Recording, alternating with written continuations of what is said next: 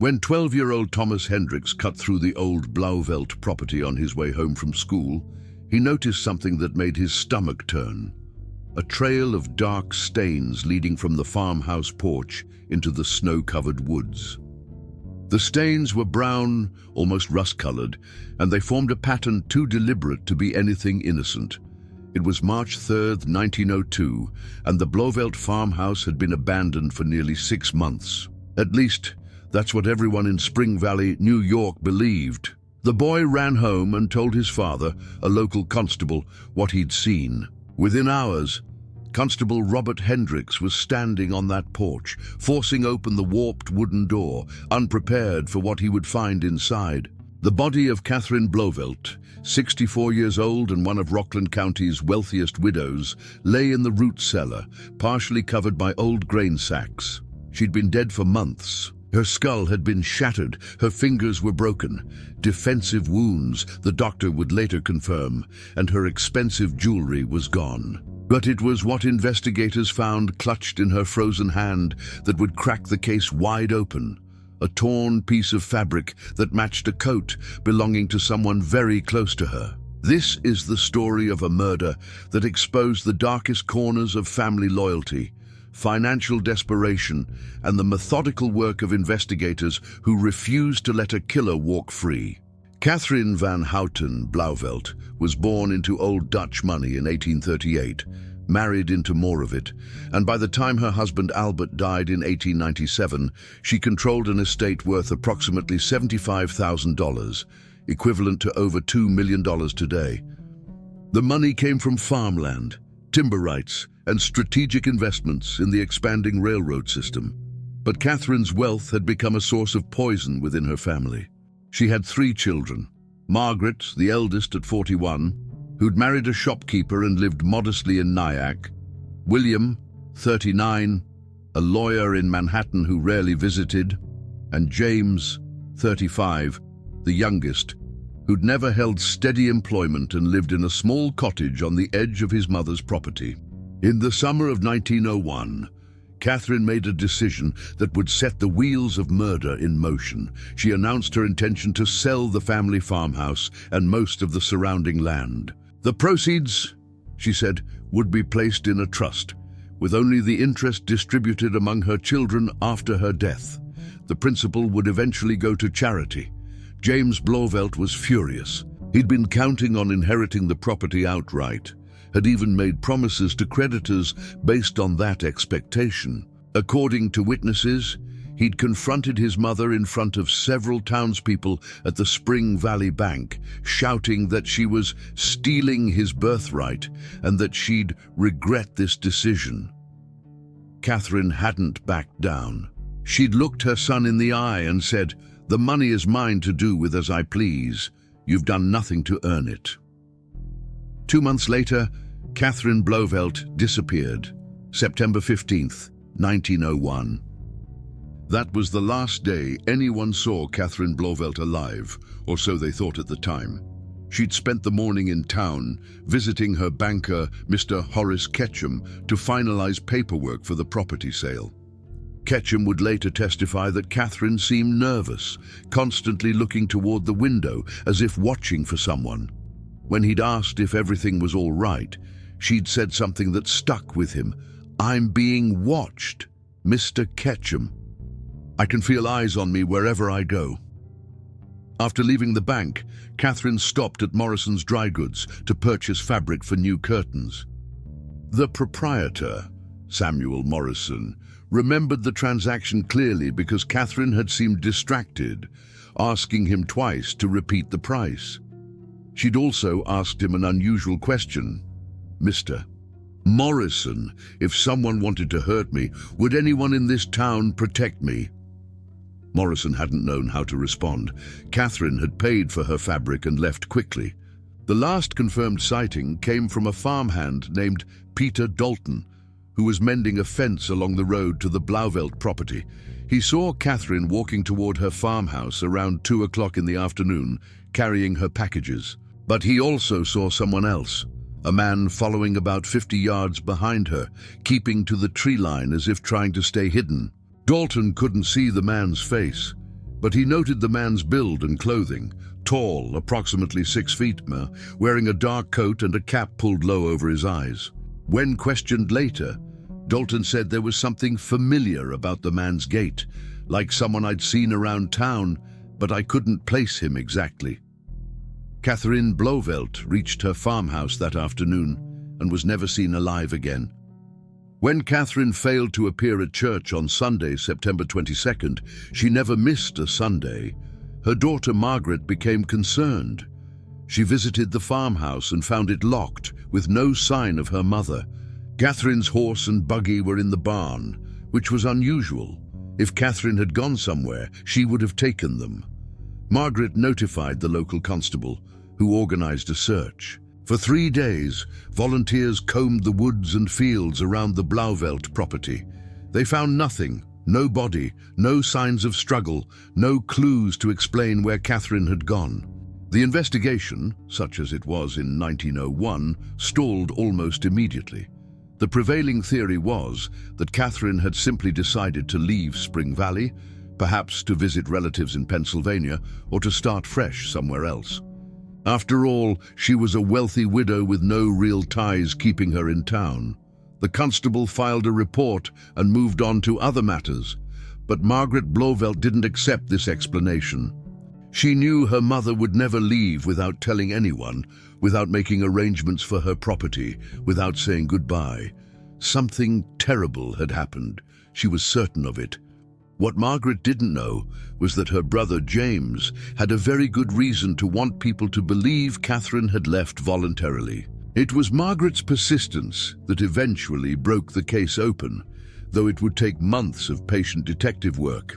In November 1901, Margaret hired a private investigator from New York City, a former Pinkerton detective named Lucas Brennan. Brennan had made his reputation solving fraud cases and tracking down missing persons. He approached the Blauvelt disappearance with the methodical skepticism of someone who'd seen too many mysterious vanishings that turned out to be something far more sinister. Brennan's first step was to interview everyone who'd seen Catherine in the days before she disappeared. He spoke with Ketchum at the bank, Morrison at the dry goods store, and the farmhand, Peter Dalton. From these interviews, a disturbing pattern emerged. Catherine had been afraid of something or someone. Brennan then did something the local constable hadn't bothered to do. He obtained Catherine's financial records. What he discovered was explosive. Just 3 days before her disappearance, someone had attempted to withdraw $5,000 from Catherine's account at the Spring Valley Bank. The withdrawal slip bore Catherine's signature, but Ketchum had refused to honor it because the signature looked wrong. He'd insisted on Catherine's personal appearance to authorize such a large withdrawal. Catherine had never come to the bank to make the withdrawal. Someone had forged her signature. Brennan compared the forged signature with handwriting samples from Catherine's 3 children. The match wasn't perfect, but there were distinct similarities to James Blauvelt's handwriting. The particular slant of the letters, the way certain capitals were formed. It wasn't proof of murder, but it was proof of attempted fraud. Brennan's investigation now focused on James Blauvelt with laser intensity. Lucas Brennan spent weeks tracking James's movements before and after Catherine's disappearance. What he uncovered painted a picture of a man drowning in debt and desperate for money. James owed money to at least 7 different creditors, ranging from local shopkeepers to a dangerous loan shark operating out of New York City's Bowery district. The total debt exceeded $12,000. Several creditors had begun legal proceedings to seize what little property James owned. He was facing financial ruin, but here's what made Brennan's instincts flare. In the week after Catherine's disappearance, James had suddenly paid off $3,000 in debt. When Brennan asked James where the money came from, James claimed he'd won it gambling in Manhattan. Brennan checked with known gambling establishments. No one remembered James Blauvelt winning anything significant that month. More damning were statements from neighbors near the Blauvelt farmhouse. 2 separate witnesses told Brennan they'd seen James at the property on the evening of September 15th. the day Catherine disappeared. One witness, a widow named Mrs. Alice Pemberton, said she'd seen James carrying something heavy wrapped in canvas from the farmhouse to the barn around dusk. When she'd called out to him, he'd pretended not to hear and hurried inside. Another neighbor, a farmer named Dutch Mueller, reported seeing smoke rising from the Blauvelt property's chimney late that night, well past midnight. This was odd because everyone believed the house was empty. Brennan now suspected he was investigating not a missing person case, but a murder. He just needed to find the body. As winter set in, searching the Blauvelt property became increasingly difficult. The farmhouse sat on 80 acres of woods, fields, and marshland. A body could be hidden anywhere. Brennan hired a team of men to systematically search the property in December 1901. They found several disturbing clues: bloodstains on the kitchen floor that someone had attempted to scrub away, a broken chair that suggested a struggle, and most tellingly, fresh mortar in the root cellar where several bricks had recently been removed and replaced. When they excavated the area behind those bricks, they found a woman's shoe, expensive, the kind Catherine Blauvelt would wear. DNA testing didn't exist in 1902, but Brennan showed the shoe to Margaret, who positively identified it as belonging to her mother. The search intensified, but weeks passed with no body. Then came the snowfall in late February that covered everything in white, and that's when young Thomas Hendricks saw the stains leading into the woods. When Constable Hendricks forced open the farmhouse door on March 3, 1902, the interior was freezing. No fire had been lit in months, but in the root cellar, beneath those grain sacks, Catherine Blauvelt's body told a story of brutal violence. Dr. William Chambers, the county medical examiner, conducted the autopsy over 2 days. His findings were chilling. Catherine had suffered at least 9 separate blows to the head from a heavy object, probably an iron poker or fireplace tool. Her jaw was broken. 3 fingers on her right hand were fractured. She tried to defend herself. She'd also been strangled, though the head trauma alone would have been fatal. Most significantly, Dr. Chambers found traces of rope fibers embedded in the skin of her wrists and ankles. Catherine had been tied up at some point, either before or after the beating. The time of death was impossible to determine precisely due to the body's frozen state, but Dr. Chambers estimated she'd been dead for 5 to 6 months, consistent with her disappearance in mid-September. The piece of fabric found in Catherine's hand was sent to a textiles expert in New York City. The expert identified it as wool, dyed with a particular indigo compound that was common in men's coats manufactured between 1898 and 1900. The weave pattern matched exactly with fabric from a coat that James Blauvelt had been seen wearing in town. When police examined the coat, they found a tear in the left sleeve, approximately 3 inches long, in exactly the same location as the missing piece found in Catherine's hand. James claimed the coat had been torn weeks earlier on a fence, but witnesses testified they'd seen him wearing the intact coat as recently as September 10th, 5 days before Catherine disappeared. Detective Brennan and County Prosecutor Nathan Cole now worked together to build an airtight case against James Blauvelt. They knew circumstantial evidence alone might not be enough for a conviction. They needed to establish means, motive, and opportunity, and they needed to trace every movement James made on the day of the murder. The financial motive was clear and well documented. James's debts, Catherine's planned property sale, and the forged withdrawal slip established that James needed money desperately and was willing to commit fraud to get it. The opportunity was there too. Multiple witnesses placed James at or near the farmhouse on September 15th, and the physical evidence, the fabric, the bloodstains, the disturbed mortar in the cellar, all pointed to the farmhouse as the murder scene. But how had James actually killed his mother? And why had it taken so long to find the body? Brennan developed a theory based on the physical evidence and witness statements. He believed James had confronted Catherine at the farmhouse on the afternoon of September 15th, demanding money or her signature on documents that would give him access to her accounts. When she refused, he'd attacked her in the kitchen, beating her with a fireplace poker. The broken chair suggested Catherine tried to fight back, grabbing at James's coat and tearing the fabric. But she was no match for her son's strength. James strangled her to ensure she was dead, then faced the problem of what to do with the body. Brennan theorized that James initially tried to hide Catherine's body in the root cellar behind the brick wall, but realized this was too obvious. So he'd moved her, hence Mrs. Pemberton seeing him carry something heavy to the barn. He'd kept the body in the barn temporarily while he figured out a better hiding place.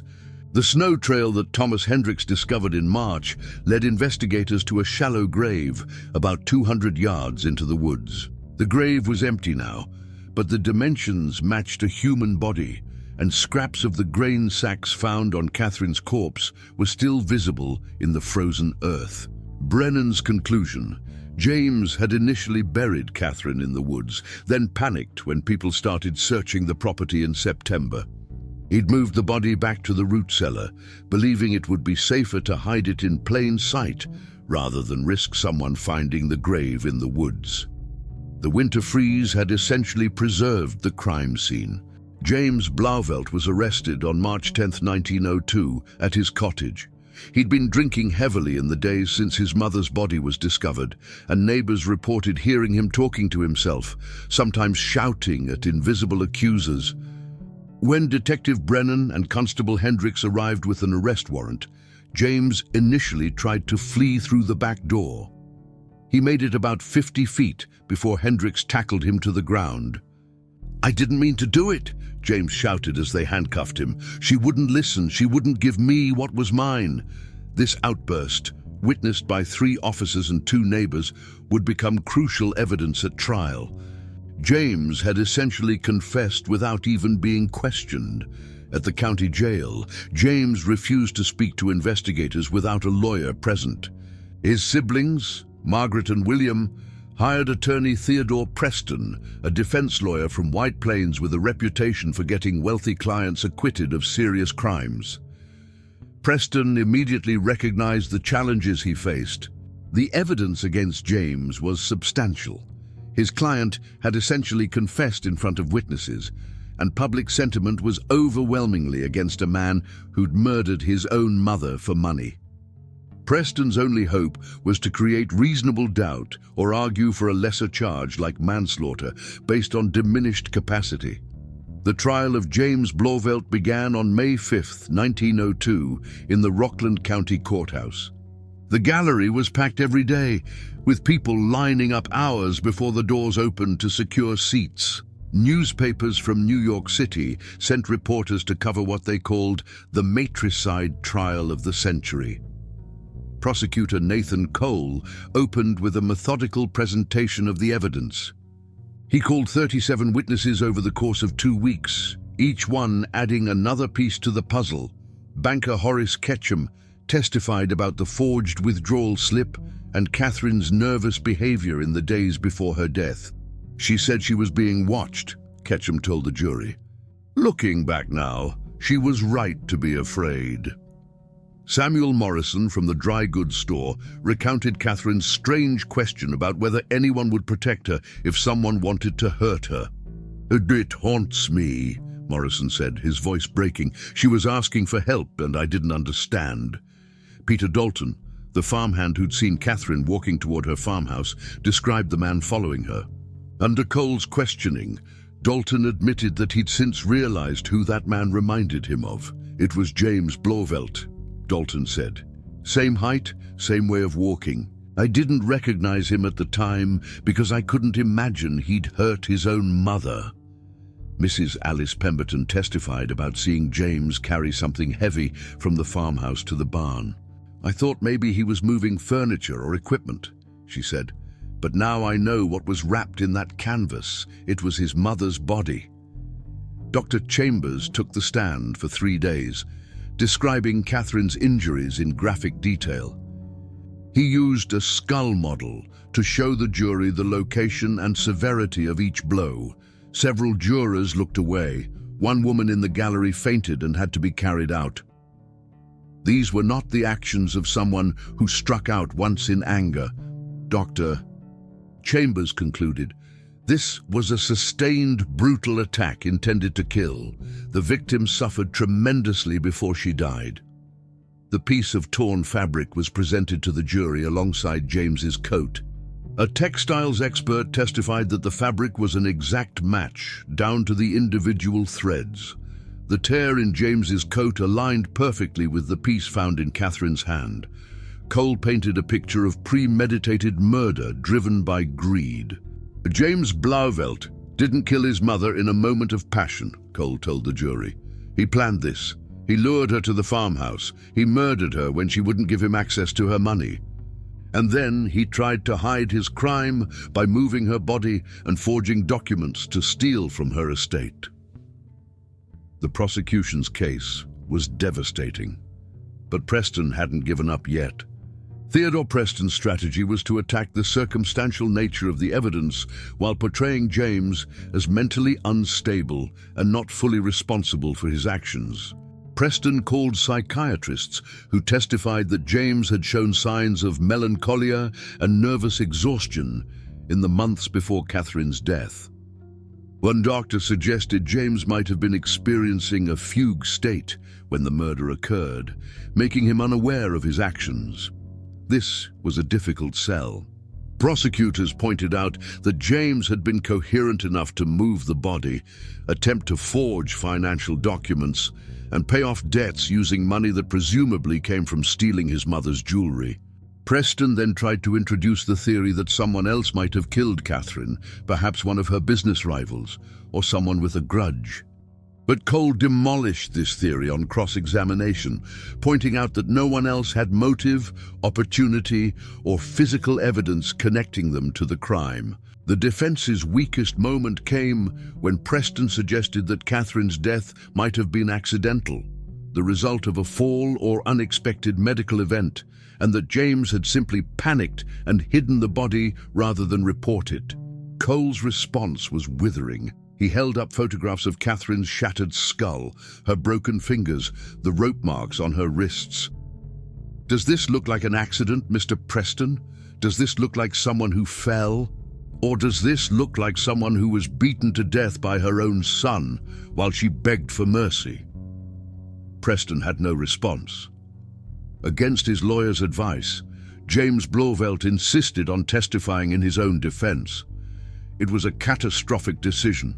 On direct examination, James portrayed himself as a loving son who'd been trying to help his mother manage her finances. He claimed Catherine had been confused and irrational in her final months, making poor decisions about her estate. When pressed about the murder itself, James became evasive, claiming he couldn't remember clearly what had happened.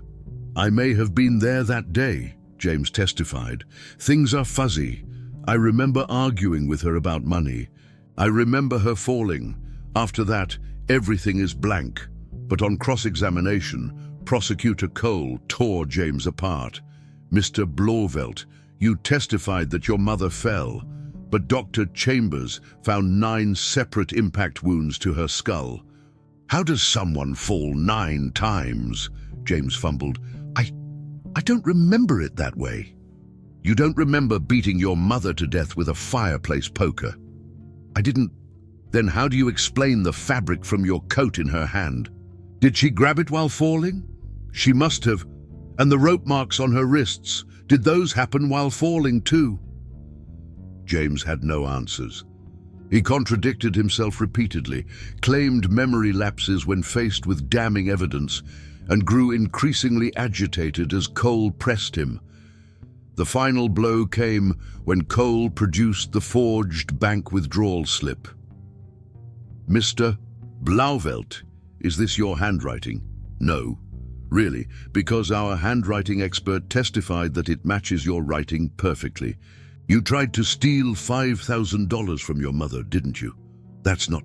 "And when she wouldn't cooperate with your theft, you killed her. Isn't that what really happened?" James exploded. She had no right. That money should have been mine.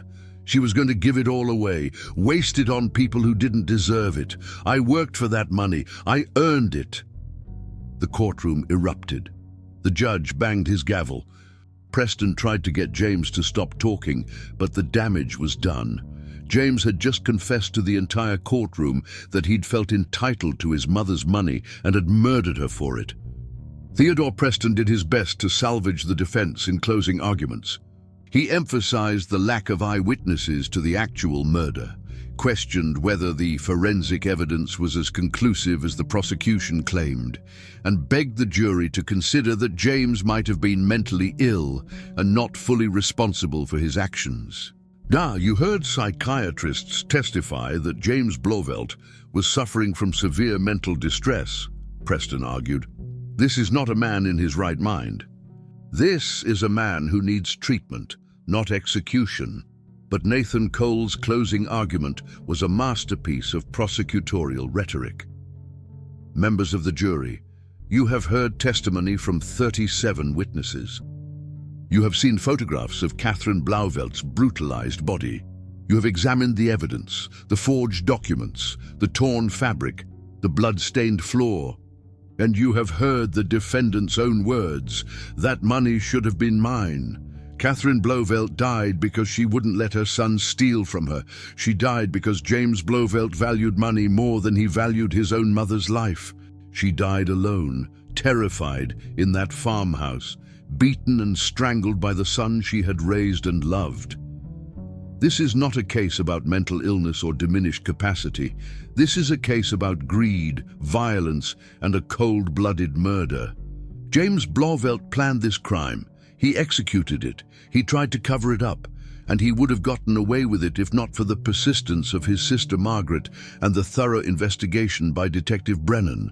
Catherine Blauvelt's last act on this earth was to grab at her killer's coat, tearing a piece of fabric that would ultimately help bring him to justice.